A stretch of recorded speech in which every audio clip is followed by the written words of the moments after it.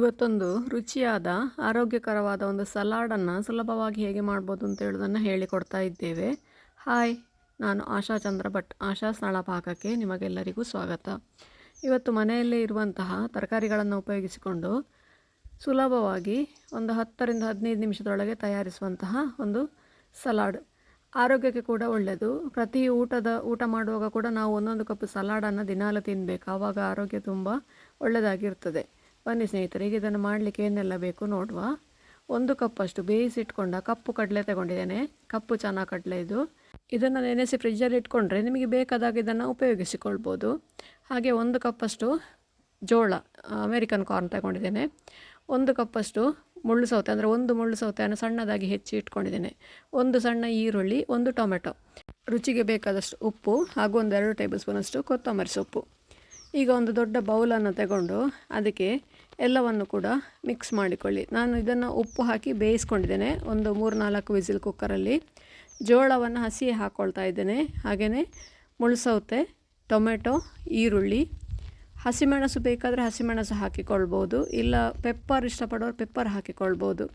ಇಲ್ಲ ನೀವು ಅದೆರಡು ಬೇಡ ಅಂತ ಆದರೆ ಒಗ್ಗರಣೆ ಹಾಕಿ ಕೆಂಪು ಮೆಣಸಿನ ಹುಡಿ ಕೂಡ ಹಾಕಿಕೊಳ್ಬೋದು. ರುಚಿಗೆ ಬೇಕಾದಷ್ಟು ಉಪ್ಪು, ಕೊತ್ತಂಬರಿ ಸೊಪ್ಪು.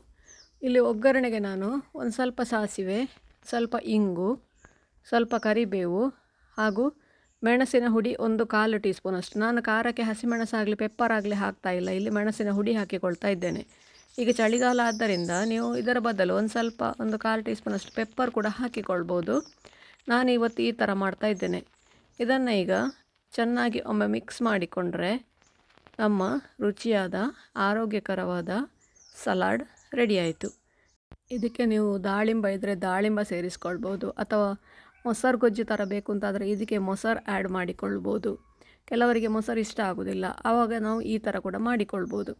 ಇದನ್ನೇ ಒಂದು ಸ್ವಲ್ಪ ಕ್ರಿಸ್ಪಿ ಹಾಗೂ ಕ್ರಂಚಿ ಮಾಡಬೇಕು ಅಂತಾದರೆ ಇದಕ್ಕೆ ಒಂದು ಅರ್ಧ ಕಪ್ಪಿನಷ್ಟು ನೆಲಗಡಲೆ ಬೀಜ ಅಥವಾ ಶೇಂಗಾ ಬೀಜ ಅಂತ ಏನು ಹೇಳ್ತೇವೆ ಅದನ್ನು ಎಣ್ಣೆಯಲ್ಲಿ ಹುರಿದು ಅಥವಾ ಡ್ರೈ ರೋಸ್ಟ್ ಮಾಡಿ ಇದಕ್ಕೆ ಸೇರಿಸ್ಕೊಂಡ್ರೆ ಒಂದು ಸ್ವಲ್ಪ ಕರುಕುರು ಅಥವಾ ಕ್ರಂಚಿ ಟೇಸ್ಟ್ ಬರ್ತದೆ. ಇದಕ್ಕೆ ನೆಲಗಡಲೆಯನ್ನು ಬೇಯಿಸಿ ಕೂಡ ಇದಕ್ಕೆ ಸೇರಿಸಿಕೊಳ್ಬೋದು.